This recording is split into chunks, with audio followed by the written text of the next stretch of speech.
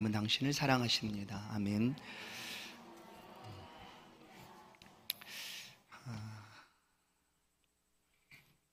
우리 중에 이 사람은 참 인정할 만한 사람이야, 이 사람은 믿고 신뢰할 만한 사람이야 라고 우리가 부를 수 있는 사람은 어떤 사람일까? 그 사람은 자기의 일에 늘 꾸준히 아주 오랜 시간 동안 흔들림 없이 그 일을 잘 감당하고 있는 사람, 그런 사람을 가리켜서 우리는 그렇게 표현할 수가 있습니다. 우리가 예수를 믿고 살아간다는 것은 우리 평생의 삶입니다. 평생. 그러나 예수를 믿고 살아가는 이 삶이라는 것이 특별하게 다르지 않다라는 것을 우리는 압니다. 어떤 이벤트라는 것들이 우리의 삶에 시간마다 이렇게 나타나고 그렇게 드러나는 것이 아니라는 거죠. 예수를 믿는 삶이에요. 그냥 내가 예수를 믿고 하나님의 여호와를 신앙하며 살아가는 삶입니다. 그런데 그 삶을 평생 살아간다는 것이 얼마나 놀라운 일인가를 우리는 기억하게 됩니다. 왜냐하면 그 일에 무슨 특별한 일이 없어도 변함없이 예수 그리스도를 믿고 섬기는 삶을 살기 때문이죠. 사회가 달라지고 점점 더 첨단의 시대가 되게 되면 아마도 이런 예수를 믿는 이 삶, 특별하지 않는 그런 삶을 굳이 그렇게 살아가야 될까라고 하는 그런 생각들이 누구에게나 다가올 수도 있습니다. 오늘 우리에게도 마찬가지죠. 이게 특별하지도 않는데 요즘 시대에 꼭 예수라는 사람을 믿어야 하는가라는 그런 고민들이 삶의 자리에서 달라지고 변화되는 그런 사회 속에서 들려올 수 있다는 거죠. 오늘 우리는 이 예수 믿는 삶을 살아가고 있는 사람들이 너무나 잘하는 사람들이죠. 누군가는 얘기합니다. 유럽을 봐라, 어디 미국을 한번 보지. 왜냐하면 예수 그리스도를 향한 그 믿음이 그렇게 우리 가운데 흘러왔기 때문입니다. 앞서서 예수를 믿었던 사람들의 모습을 봐라, 지금 우리나라도 그와 똑같이 될 것이다 하는 이야기들을 누구나 하고 있습니다. 바로 그런 시대에도, 점점 더 어려워지는 그런 시대에도 그냥 다른 것 아니에요. 그냥 예수 믿는 삶이에요. 우리가 이 시간을 하나님 앞에 예배 드리는 삶으로 드린다고 하는 것이 얼마나 귀한가. 특별하지 않거든요. 그냥 하나님을 예배하는 삶이에요. 그런데도 이것을 놓치지 않고 끊임없이 삶에 살아가는 동안, 평생 동안 이 삶을 살아갈 수 있다는 것, 그거 굉장히 귀한 일이고 인정받을 만한 일이고 놀라운 일이다라는 사실을 먼저 여러분 성도들에게 말씀을 드리고 싶습니다. 여러분 참 잘하신 거예요. 우리 옆 사람과 한번 다시 한번 인사하십시다. 참 잘하십니다. 이렇게. 뭘 잘했느냐? 예배 드리는 삶을 잘했다라는 거예요. 예배 드리는 삶. 이 삶이 너무나 복되고 귀한 삶이다라는 거예요. 그래서 시간이 많이 지나도 여전히 변함없이 우리는 이 삶을 살아야 되고, 과연 이런 시대에도 예수라는 그 인물이 우리 가운데 무슨 의미를 주는가라고 누군가는 얘기할 수 있어요. 왜냐하면 삶을 살아가는 동안 예수 아니고도 우리가 즐기고 기뻐하고 만족할 만한 일들이 너무나 많기 때문이죠. 그런데 여전히 우리는 예수, 그 예수를 위하여 우리의 삶을 살아가고 있다는 것이 놀라운 거다라는 거죠.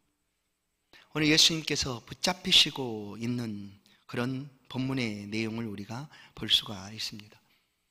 예수님이 한밤중에 붙잡히시게 됩니다. 그러나 예수님이 이것을 다 아셨어요. 붙잡히게 될 것이라는 사실을 아셨습니다. 그래서 겟세마네 동산에 가셔서 기도를 하셨습니다. 그 기도하신 이유 가운데 하나는 말씀드렸죠.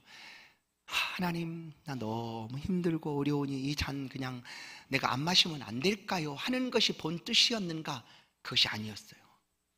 예수님은 그렇게 하지 않으시고 그 잔을 마셔야 되는데, 이 육신을 가진 예수님도 혹시 내가 너무나 고통스럽고 힘들어서 이것을 거절할까 하니 하나님 도와달라라는 기도를 한 거예요. 하나님 뜻대로 할 터인데 내가 연약하니 그 뜻이 굽혀지지 않도록 하나님 내게 좀 도와주십시오라고 하나님 앞에 기도한 거예요. 아버지 뜻대로 되기를 원하나이다. 그랬더니 성령께서 예수님의 기도를 도우셨습니다.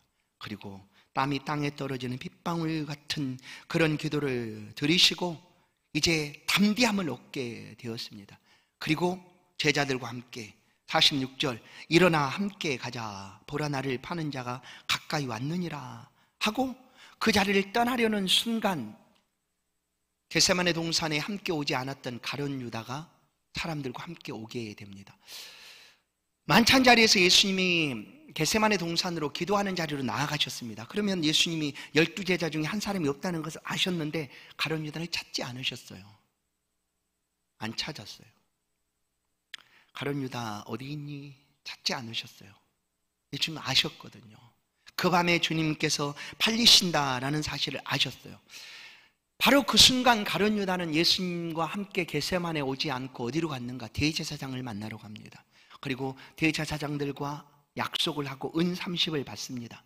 내가 오늘 밤 그 어두운 곳에서 내가 예수를 넘겨줄 터이니 너희는 예수를 잡으라. 그 대신 내게 은 30을 다오 하고 약속을 하고 예수님을 팔기 위하여 그 겟세마네 동산으로 사람들과 함께 칼과 몽치, 단단한 방망이 같은 거죠. 예전에 시위대를 맡고 있던 그런 국가 권력, 정경들 이런 사람들이 들고 다니는 단단한 막대기, 그게 몽치입니다. 몽치. 단단한 막대기 같은 것. 그것 들고 그 밤에 찾아옵니다. 49절. 그들은 가룟 유다는 직접 대제사장들과 약속을 했기 때문에 와서 예수님을 넘겨주어야 돼. 어떻게 넘겨줄 것인가 미리 약속을 했어요. 그 어두운 밤에 내가 가서 인사하고 입 맞추는 사람이 예수다. 그러니 붙잡으라 하는 것이었어요. 가룟 유다는 양심에 꺼리낌 없이 그냥 예수께 찾아옵니다. 찾아와서 49절 랍비여 안녕하시옵니까 하고 입을 맞췄다. 사람이 이렇게 악할 수 있습니다. 사람이니까 이렇게 하는 거예요. 사람은 마음의 모든 것과 다르게 겉을 바꿀 수도 있고 포장할 수도 있어요. 그래서 어떻게 한 입으로 쓴물과 단물을 사람은 그렇게 해요. 저주했다가 또 누군가를 축복했다가 우리 입으로 그렇게 다 하지 않습니까? 가룟 유다는 3년 동안 예수님과 다녔지만 그가 원하는 방식이 아니라는 이유 때문에 예수를 넘깁니다. 배반합니다. 그렇게 해서 그 밤에 예수님을 팔아 넘기기 위하여 입맞춥니다. 그러나 이것을 신호로 함께 왔던 대제사장의 무리들이 예수님을 에워싸고 붙잡으려고 합니다. 그렇게 해서 예수님께서 붙잡혀 가시게 됐는데 바로 붙잡히려는 그 순간 함께 있던 예수님의 제자들은 어떠했을까? 제자들은 아마 직감적으로 알지 않았겠습니까? 그 밤에 함께 많은 무리들이 칼을 들고 뭉치를 들고 왔으니 이게 무슨 일이 있겠구나 하고 알지 않았겠어요? 입맞추는 그 순간, 그래서 가룟 유다가 입맞추려고 하는 그 순간 함께 왔던 사람들이 예수를 붙잡으려 할 때 곁에 있던 한 제자, 오늘 마태복음에서는 제자 중에 한 사람이라고 표현하는데 다른 공간복음을 보면 이 제자가 누구인가? 베드로라는 사실을 알 수가 있습니다. 칼을 빼어서 내리쳤습니다. 얼마나 다행인지. 베드로의 칼이 예를 들어서 그 사람의 이마를 갈랐다. 물론 그래도 하나님 주님께서는 아마 살리지 않으셨을까? 물론 능력이 있으시니까. 그런데 베드로의 칼이 이마를 가르는 것이 아니라 귀를 베었어요. 그 귀가 뚝 떨어진 거죠. 바로 그때 예수님께서 그 귀를 다시 붙여주시고 제자에게 하는 말씀이 52절 칼을 도로 꽂으라. 칼을 가지는 자는 다 칼로 망하느니라. 자, 이제 보세요. 이 밤중에 가룟 유다가 행한 방법과 또 베드로가 이 제자 중에 한 사람이었던 베드로가 행한 방법들을 보시면 오늘 이 저녁에 예수 그리스도께서 행하고 있는 방법들이 무엇인가를 우리는 비교해서 잘 볼 수가 있습니다. 예수님 능력이 없으신 것이 아니었습니다. 이미 아셨어요. 그를 붙잡으러 올 무리가 있다는 것, 그 밤에 팔리게 될 것을 예수님께는 아셨어요. 여러분이 어떤 위험을 아신다면 어떻게 할까요? 피하는 것 아니겠습니까? 그렇죠. 우리 가운데 위험이 다가오고 있다면, 미리 그것을 알 수가 있다면 어떻게 합니까? 피하는 거죠. 그 위험을 알면서도 나아가는 것을 뭐라고 그럴까요? 바보라고 해야 되지 않을까? 예수님 다 아셨어요. 그런데 예수님 바보라서 그렇게 아시면서 그 자리에 머물러 계신 것이 아니었습니다. 바보가 아니라 저와 여러분을 위한, 성경의 표현대로 말할 수 없는 놀라운 은혜요 사랑 때문입니다. 그래서 예수님은 피하지 않으셨어요. 그 자리를 떠나지도 않으셨어요. 그리고 붙잡히셔서 그 모든 고난과 고초를 다 당하셨어요. 얼마나 힘이 드셨을까? 여러분, 우리 늘 기억해야 돼요. 예수님은 전능하신 하나님이니 아무런 고통도 어려움도 없으셨을 것이다 라고 여긴다면 우리가 잘못 아는 거죠. 예수님이 받으셨던 그 고난은 무엇으로 비교할 수 없을 만큼 큰 고난이었습니다. 그것도 예수님이 능력이 없으셔서 그런 것이 아니었는데, 그것을 능히 피할 능력이 없으신 분도 아니셨는데, 예수님은 그 모든 고난 앞에 고스란히 다가가고 있다라는 것이죠. 예수께서 붙잡으러 온 무리들을 단번에 물리칠 수가 있었습니다. 단번에, 즉시. 아니면 예수님께서 직접 행하지 않으시고 하나님께 구하여 말씀한 대로 천사를 통하여 순식간에 그 무리들을 단번에 해치울 수가 있었습니다. 그런데 그렇게 하지 않으셨어요. 그렇게 하지 않으셨다는 거예요. 53절, 너는 내가 아버지께 구하여 지금 12군단 더 되는 천사를 보내시게 할 수 없는 줄로 아느냐. 12군단이라면 당시 로마 군대 그 체제겠죠. 1개 군단이 아마 얼마나 될까요? 10,000명은 안 될지라도 수천 명 되겠죠.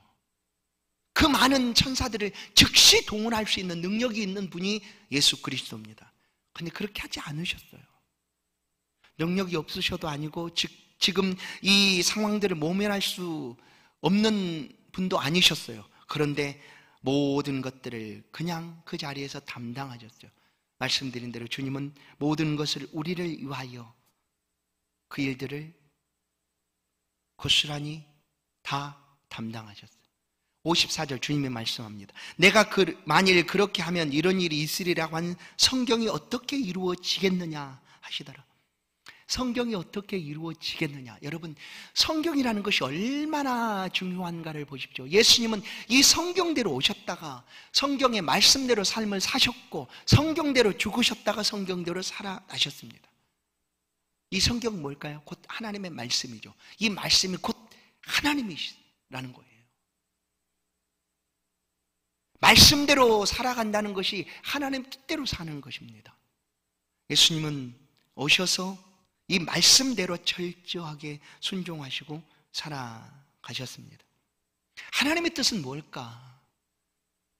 성경에 담겨져 있는 하나님의 뜻은 무엇인가? 그것은 우리를 구원하시겠다라는 것이 하나님의 뜻입니다.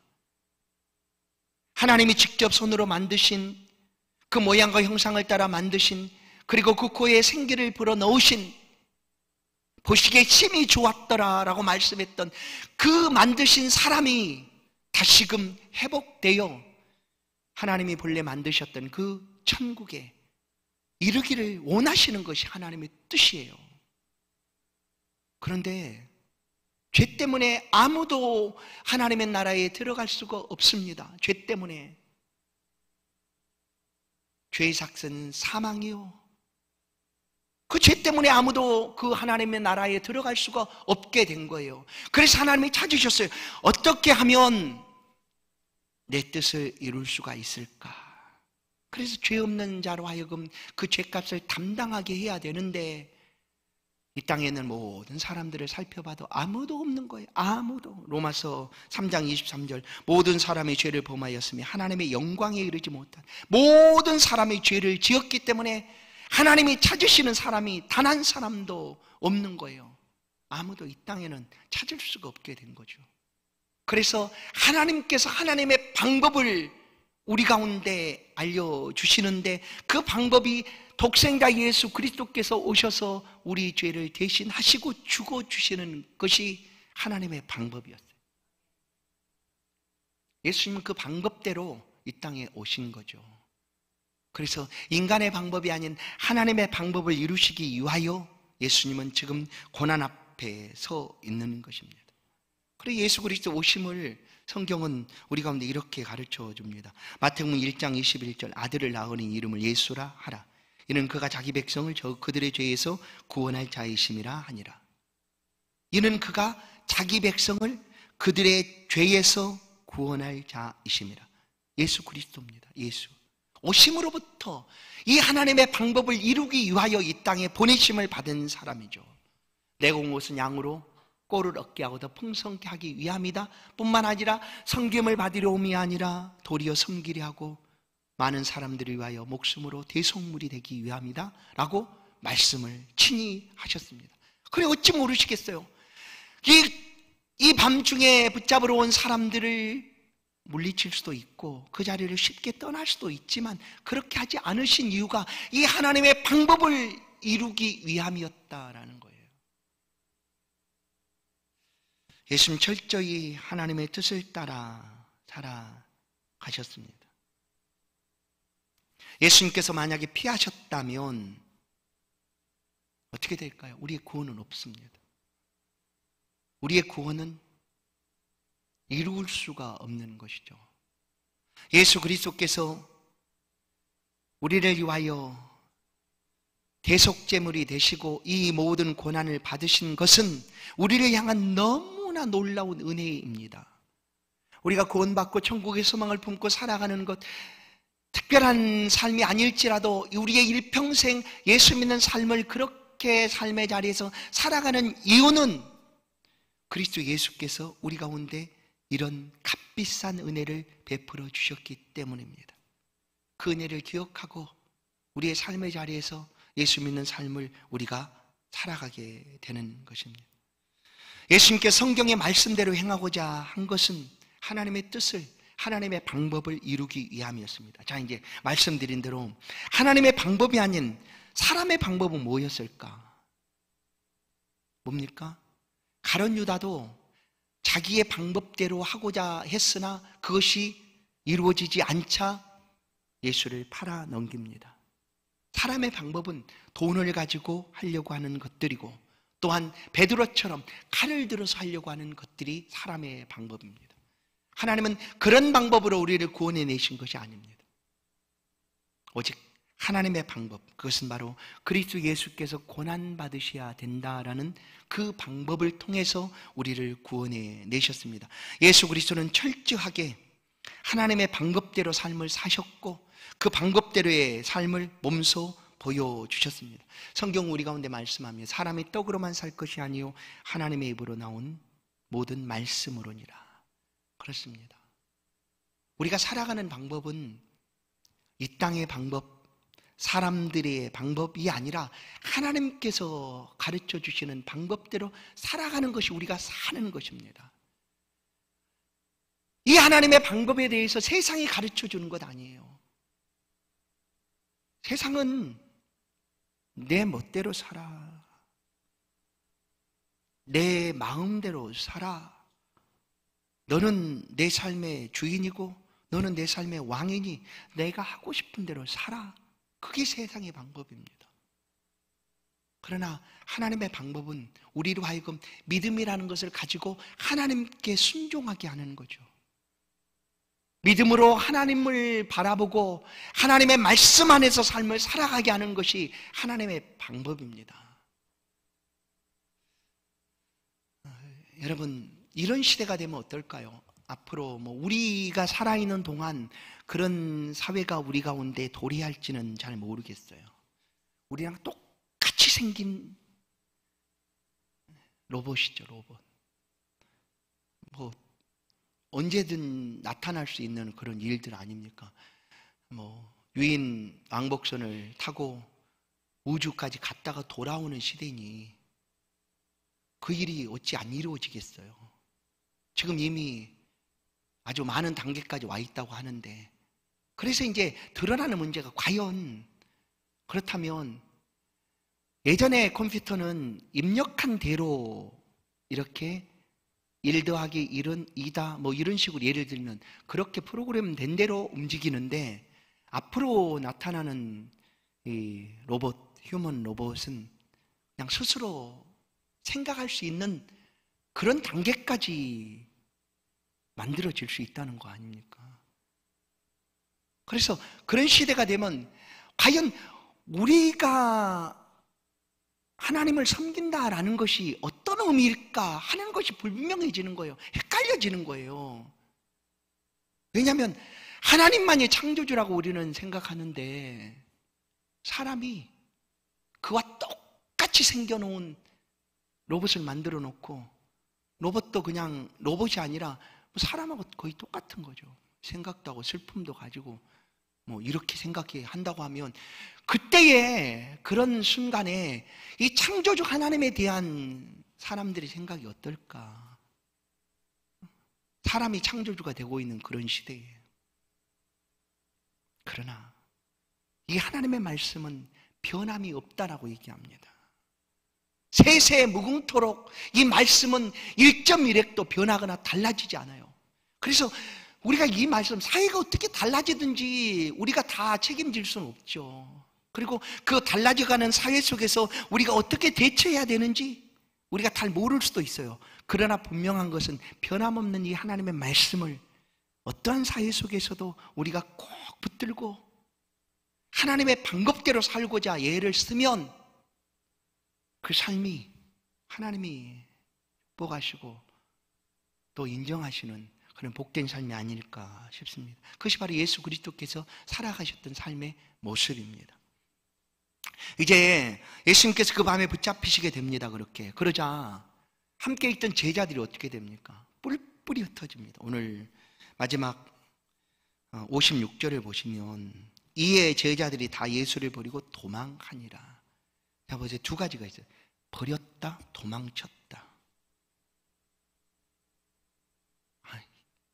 이렇게 약합니다. 여러분, 우리가 절대 자신할 수 없어요. 3년 동안 철저하게 예수님으로부터 다른 것도 아니고 민병태 목사가 아니라 예수님께 직접 훈련을 받고 교육을 받고 삶을 배웠던 12 제자예요. 얼마나 좋겠어요. 그런데 위기가 닥쳐오자 그들은 예수를 버립니다. 그리고 도망칩니다. 무엇 때문에? 살고 싶었어요. 이거예요. 그런데 예수님께서 겟세마네 동산에 갔을 때 제자들을 향하여 기도하라고 3번이나 말씀했잖아요.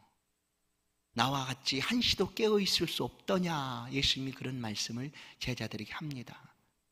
계속 3번이나 말했는데도 듣지 않아서 예수님이 이제 자고 쉬어라 이제 하고 그냥 말씀을 하셨죠. 그때 예수님께서 제자들로 하여금 기도하게 하신 이유가 바로 이때를 위한 거였어요. 여러분, 이때 그 잠시 뒤에 있을 겟세마네 동산에서 당하게 될 그 어려운 상황 속에서 이들이 기도했다면 육신의 그 어려움을 위하여 예수 그리스도를 버리고 피하였을까? 그러지 않았을 거예요. 왜냐하면 그들이 이미 이전에도 이런 말씀들로 예수님께 고백을 했기 때문이에요. 여러분, 우리가 예수를 믿는 그 믿음을 더욱 견고하게 붙들어주는 능력이 기도의 능력입니다. 보실까요? 예수님 앞에 마태복음 26장 33절 베드로가 말했어요. 모두 주를 버릴지라도 나는 결코 버리지 않겠나이다 하고 자신했어요. 그러나 베드로만 그랬느냐? 제자들 모두가 그랬어요. 또 볼까? 요한복음 6장 68절 시몬 베드로가 대답하여 주여 영생의 말씀이 주께 있사오니 우리가 누구에게로 가오리이까 하는 고백들을 했어요. 제자들이. 이건 뭐예요? 나는 절대 떠날 일이 없어요. 내가 죽을 지언정 예수 그리스도와 함께 하겠습니다. 내가 베드로라니까요. 예수님 날 모르세요? 내가 민병태예요. 내 믿음을 모르세요? 예수님. 이렇게 우리가 자신하지만 어려움이 다가오는 순간 우리도 약해질 수밖에 없는 존재라는 사실을 우리는 알아야 돼요. 그래서 이런 순간을, 위기를 넘어갈 수 있는 비결이 무엇이냐? 기도예요. 예수님 그래서 기도하라고 말씀한 거예요. 너희 자신을 위하여, 너희를 위하여 기도해라. 지금은 기도할 시간이다.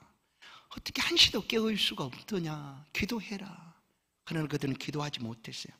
뭐 때문에 못한 줄 아세요? 너무 피곤한 것 때문에, 육신의 문제 때문에. 기도 못해요. 그리고 우리가 기도 못하지는 이유와 핑계를 이렇게 대지 않습니까? 육신이 너무나 약해요. 맞습니다. 우리 육신은 약해요. 그건 참 아이러니죠. 이 육신이 약한데 기도해야지 육신이 강해진다는 사실이에요. 우리가 결단하고 결심한 그 우리 고백과 다짐이 기도할 때 더욱 견고해진다는 거예요. 다 주를 버릴지라도 나는 안 버려요. 기도해야 돼요. 여러분, 우리가 일평생 이 믿음 안에 살아가지만 그 삶을 잘 살기 위해서는 하나님께서 믿는 성도들에게 주신 가장 보배로운 은혜, 그 보배, 기도를 붙잡고 하나님 앞에 기도해야 돼요. 여러분, 제발 기도하십시다. 우리가 괜찮아요. 이 교회 꼭 오지 않아도 괜찮아요. 제발 있는 삶의 자리에서 기도로 하나님과 씨름하듯 만나십시오. 그러면 육신의 위험 속에서 생명이 죽겠구나라고 그들이 두려워하는 그 순간 기도했다면 오늘 욥처럼 어떻게 해요? 그 자리에 머물겠죠. 말씀한 그대로 내가 죽을지언정 주를 절대 떠나지 않겠습니다 하고 주와 함께 있을 것입니다. 우리가 그렇게 살아가야 돼요.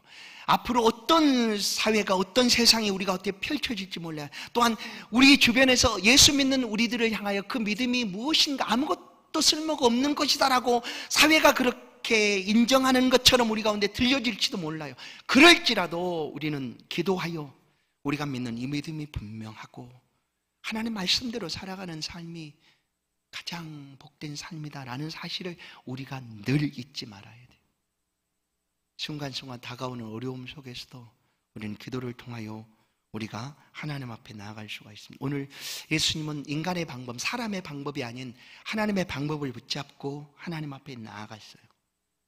베드로는 칼을 들고 가룟 유다는 돈을 가지고 그 일을 해결하려고 했지만 그 방법이 아닌 하나님의 방법대로 살아가는 삶이 복된 삶이에요. 오늘 성도 여러분, 우리도 내 뜻과 내 의지와 내 삶의 계획들이 분명히 있을 것입니다. 그러나 먼저 하나님 앞에 아뢰시고 하나님의 뜻을 구하십시다. 그리고 내 삶에서 하나님께서 허락하신 그 뜻이 무엇인가를 기도를 통하여 만나십시오. 그리고 그 삶의 자리에서 하나님이 인도하시는 그 삶을 기쁨으로 살아가십시오.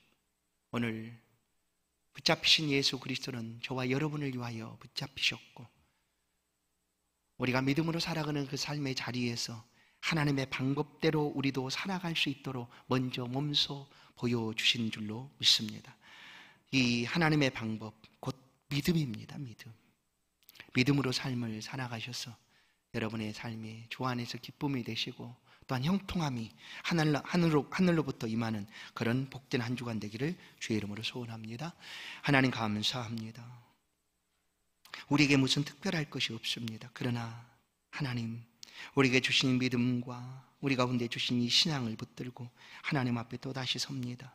주여, 우리의 믿음을 붙잡아 주옵소서. 우리의 믿음이 얼마나 약한지 우리의 연약한 믿음을 붙들어 달라라고 우리도 간절히 하나님 앞에 기도합니다.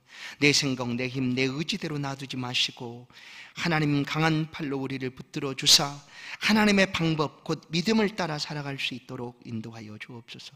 그리스도 예수께서 우리를 위하여 아낌없이 물과 피를 쏟으시고 그 고난의 자리에 나아갔던 것처럼 그 값비싼 그 은혜를 통하여 우리가 구원을 얻고 소망 가운데 살아가는 것처럼 하나님, 이 땅의 삶을 사는 동안 하나님의 방법이 아닌 하나님의 방법대로 살아 하나님 기쁨이 되게 하시고 하나님 영광 돌리는 그런 복된 성도의 삶이 될 수 있도록 인도하여 주옵소서.